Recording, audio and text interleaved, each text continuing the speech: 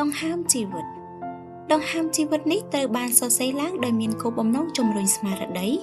និងលើកទឹកចិត្តដល់ប្រិយមិត្តអ្នកអានគ្រប់វ័យគ្រប់ឋានៈខ្ញុំសង្ឃឹមថា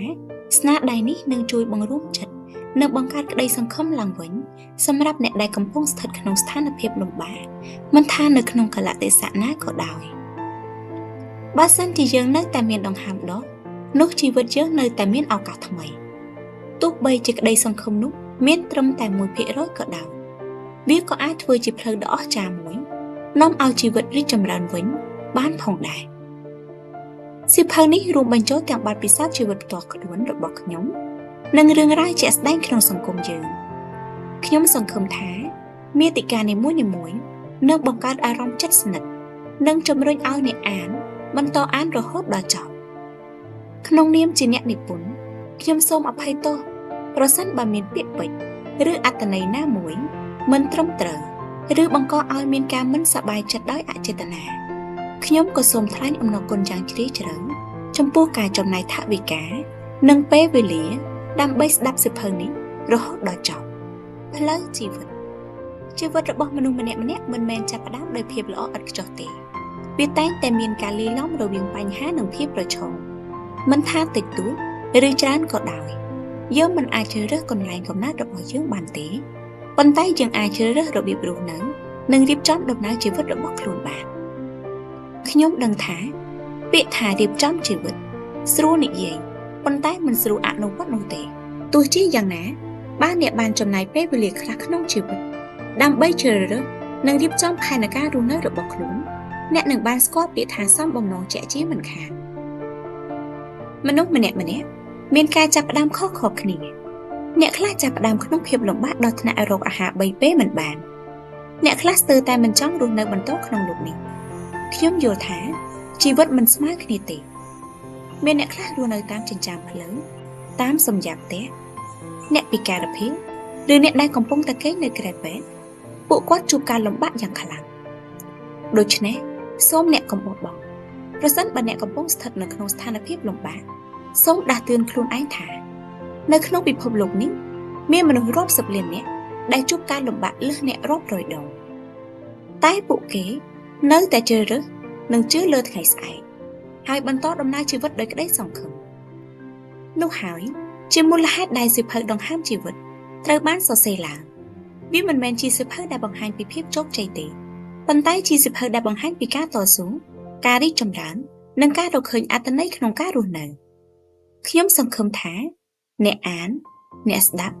នឹងស្គាល់ថាជីវិតមិនចាំបាច់ត្រូវល្អឥតខ្ចោះទេដើម្បីមានតម្លៃក្តីសង្ឃឹមមិនមែនជាអ្វីដែលគេផ្ដល់ឲ្យវាជាអ្វីដែលយើងបង្កើតដោយសារតែដង្ហើមនោះនៅតែមានអ្នកអាចបន្តសរសេររឿងរ៉ាវជីវិតរបស់អ្នកដោយខ្លួនឯងមិនថាអ្នកកំពុងស្ថិតនៅកន្លែងណាក៏ដោយអ្នកអាចចាប់ផ្ដើមជីវិតថ្មីបានជានិច្ចសូមចងចាំថាមិនមែនជីវិតដែលកំណត់អ្នកទេតែជាអ្នកដែលកំណត់ជីវិតការប្រឈមនឹងការបរាជ័យមនុស្សគ្រប់រូបដែលបានកើតមកលើផែនដីនេះសុទ្ធតែមានក្តីប្រាថ្នាចង់បានជីវិតល្អប្រសើរនិងភាពជោគជ័យក្នុងដំណើររស់នៅរបស់ខ្លួនប៉ុន្តែគ្មាននរណាម្នាក់អាចទាយទំនាយពីភាពជោគជ័យឬភាពបរាជ័យបាននោះទេអ្នកខ្លះជឿលើសំណាងខណៈដែលមនុស្សមួយចំនួនទៀតជឿលើការខំប្រឹងប្រែង2022ខ្ញុំបានសម្រេចចិត្តបើកអាជីវកម្មភោជនីយដ្ឋានមួយដែលបើកនៅពេលល្ងាចខ្ញុំចំណាយពេលវេលាប្រចាំថ្ងៃចាប់ពីម៉ោង9ព្រឹករហូតដល់ម៉ោង3ភ្លឺដើម្បីបំពេញសេវាកម្មចំណីអាហារដល់អតិថិជនទោះបីជាមិនមានដើមទុនក៏ដោយខ្ញុំបានសម្រេចចិត្តខ្ចីធនាគារឯកជនមួយដើម្បីដំណើរការអាជីវកម្មនេះខ្ញុំដឹងថាប្រសិនបើវាដំណើរការបានល្អនោះជីវិតខ្ញុំអាចនឹងរីកចម្រើនប៉ុន្តែខ្ញុំក៏ដឹងដែរផងថាប្រសិនបើវាបរាជ័យនោះវាប្រកាសជាប្រឈមនឹងបញ្ហាដ៏ធំមួយក្នុងកំឡុងពេលនៃការបើកអាជីវកម្មនេះខ្ញុំនិងគ្រួសារបានចំណាយកម្លាំងទាំងស្រុងដើម្បីផ្ដល់ក្តីស្រឡាញ់និងក្តីសង្ឃឹមទៅលើរបររកស៊ីមួយនេះ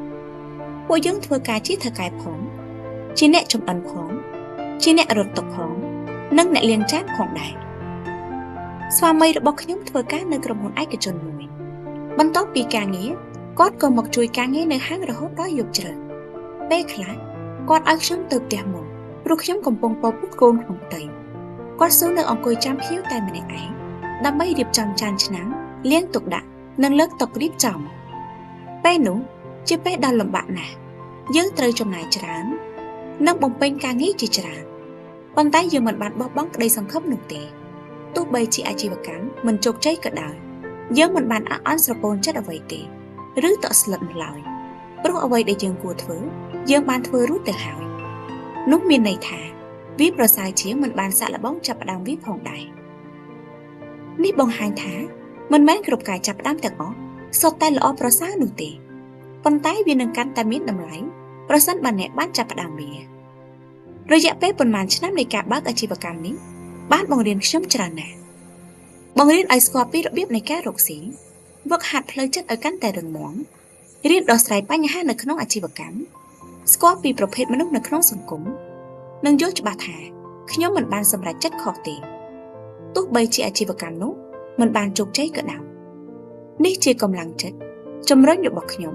ឲ្យមានផ្លូវចិត្តល្អប្រសើរក្នុងពេលដែលមានទុក្ខលំបាកបើអ្នកកំពុងតែជួបបញ្ហាដូចជារូបខ្ញុំឬស្រដៀងនេះសូមកុំអស់កម្លាំងឬអស់សង្ឃឹមចាប់ផ្ដើមដំណើរជីវិតសាជាថ្មីហើយចាត់ទុកថាអ្វីដែលអ្នកបានជួបវាគ្រាន់តែជាមេរៀនសម្រាប់អ្នកនៅថ្ងៃមុខតែប៉ុណ្ណោះក្តីសង្ឃឹមក្នុងភាពងងឹត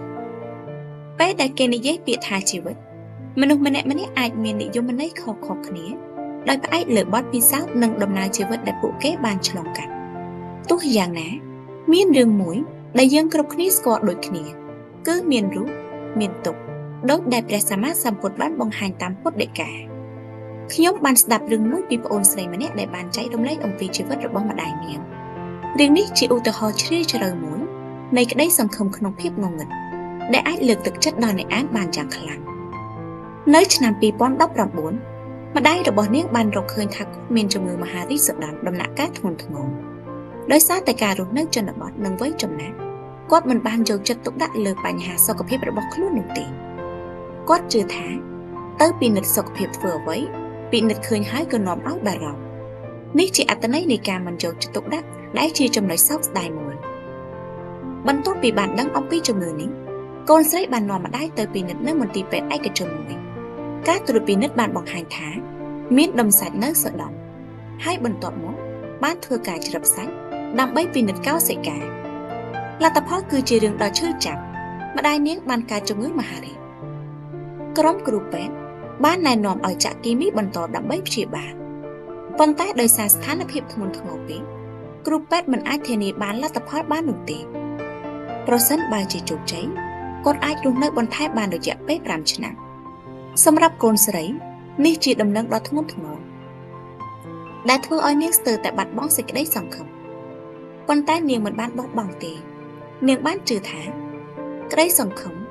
ជួយបំភ្លឺផ្លូវក្នុងភាពងងឹតបាននាងបានជួយលើកទឹកចិត្តម្ដាយឲ្យបន្តការព្យាបាលនៅមន្ទីរពេទ្យរដ្ឋហើយមិនដែលខកខានការណាត់ព្យាបាលម្ដងណាឡើយទោះបីជាម្ដាយនាងបានជ្រុះសក់និងខ្សោយកម្លាំងក៏ដោយក៏នាងនៅតែបន្តជឿជាក់បន្ទាប់ពីការចាក់គីមីលើកចុងក្រោយបានបញ្ចប់លទ្ធផលគឺម្ដាយនាងអាចរស់នៅជាមួយនឹងកូនស្រីបន្ថែមរយៈពេល5ឆ្នាំទៀតនេះជាពធតាំងនៃធម៌ពលនៃក្តីសង្ឃឹមនិងការខិតខំប្រឹងប្រែងជីវិតមិនមែនជាផ្លូវត្រង់ដែលពោរពេញទៅដោយពន្លឺនោះទេវាជាផ្លូវដែលពោរពេញទៅដោយការប្រឈមការខកខាននិងភាពងងឹតប៉ុន្តែក្នុងភាពងងឹតនោះផងដែរក្តីសង្ឃឹមអាចកើតឡើងបានពន្លឺតូចមួយអាចបំភ្លឺផ្លូវមួយទាំងមូលប្អូនស្រីនាងបាននិយាយថាខ្ញុំបានឆ្លងកាត់ពេលវេលាដែលមានអារម្មណ៍ថាជីវិតគ្មានទិសដៅបញ្ហាផ្ទាល់ខ្លួនបញ្ហាគ្រួសារនិងបញ្ហាអាជីពបានមកជួបគ្នាខ្ញុំស្ទើរតែបោះបង់អ្វីទាំងអស់ប៉ុន្តែអ្វីដែលបានជួយឲ្យខ្ញុំឈរបានគឺក្តីសង្ឃឹមមិនមែនក្តីសង្ឃឹមថាអ្វីនឹងល្អឡើងភ្លាមទេតែសង្ឃឹមថាខ្ញុំអាចធ្វើអ្វីមួយបានដើម្បីបង្កើតការផ្លាស់ប្ដូរក្តីសង្ឃឹមមិនមែនជាអ្វីដែលគេផ្ដល់ឲ្យនោះទេវាជាអ្វីដែលយើងបង្កើតដោយខ្លួនឯងវាជាធម៌ពលផ្ទៃក្នុងដែលជំរុញឲ្យយើងបន្តដំណើរជីវិតទោះបីជាមិនទាន់ឃើញពន្លឺនៅចុងផ្លូវក៏ដោយ